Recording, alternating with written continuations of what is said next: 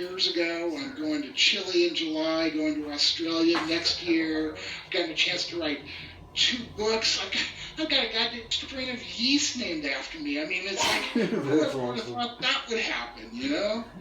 So I've been real lucky, and maybe it's karma, because when I was starting, I got a lot of good help and knowledge from other people who have gone before me, and I've always felt like I really want to like pay that back to people. So I talk a lot. So there you go, guys. You know, that's a tip for you. Help people, talk a lot, and who knows, maybe you'll get to go around the world and talk about beer too. Cool. Very nice. Yeah. Good info. Thank you.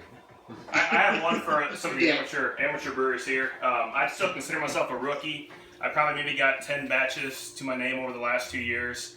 I probably started out like most people. I did like 2 extract kits. I went to all grain, or went to brew in a bag here.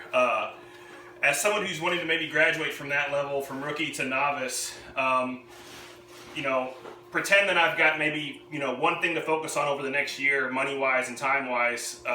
What would you recommend I focus on? Going all grain, worrying about fermentation temperature control, or what's the third one? Water, like chemical composition of my water. Like which one of those 3 would you like say, hey, if you want to like maybe do one thing over the next year to like work on, what would I do? Water is definitely number 3. I brewed for probably 12 years and went a whole wall full of ribbons before I ever worried about my water.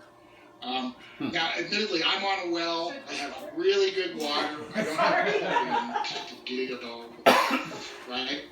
So, as long as you have good water, then don't worry about it too much. What I learned to do was, number 1, brew the styles that fit the water that I had, right? And that's the way people traditionally did it. I mean, why do you think stout came from Dublin? It's because of the carbonate water there, you know? So as long as your water is good, you can get away with very minor treatment. I mean, you know, for the first year I brewed, my entire water treatment was, if I was making an IPA, I'd throw a teaspoon of gypsum into the boil. That was all I ever did, right? And so you can get away with not worrying too much about water, as long as you learn the styles that fit the water that you're using. Now, as to the other 2, fermentation temperature control will make the most difference when you go all grain or stay extract, right? Either way, you got to have that. So, you know, I would say do that first. For me, getting a chest freezer and a temperature controller made a huge improvement in my beers. Again, I spent 10 or 12 years putting my fermenter in a big tub of water and putting ice packs in the water to cool it down, or an aquarium heater to warm it up.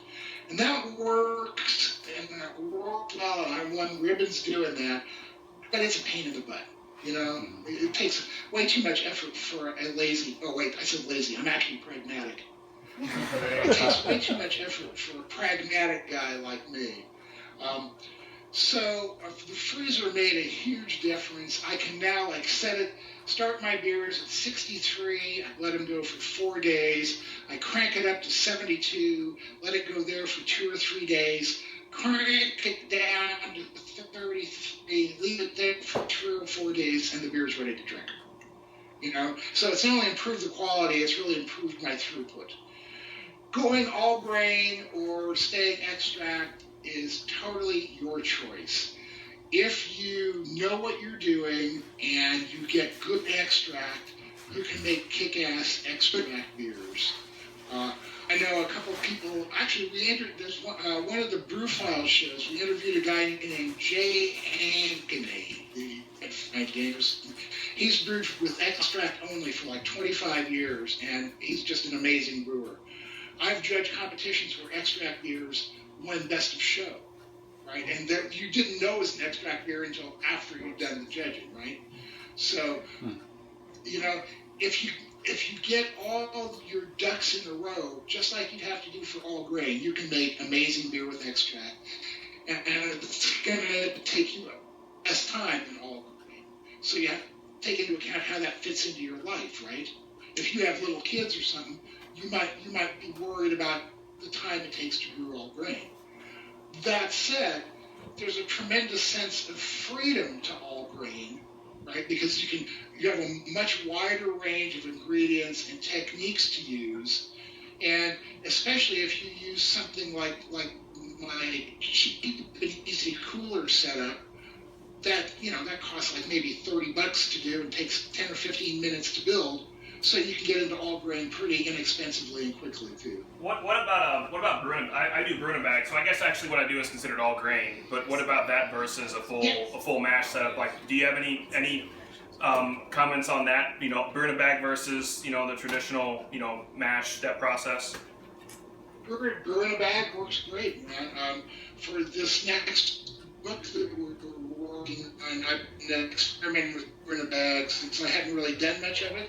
And I have been doing 2-gallon brew-in-a-bag matches, 2-in-a-gallon brew-in-a-bag batches with a 20-minute mash and a 20-minute boil, and they turn out great.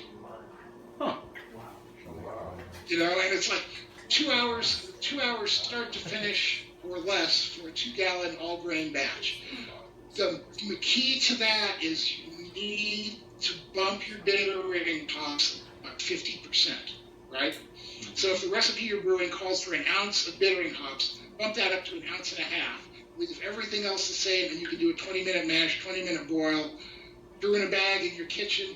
I've even been using an induction plate as opposed to my stove, because those things are getting really cheap now. So, cool. But basically, there's nothing wrong with brewing in a bag. Excellent, thank you.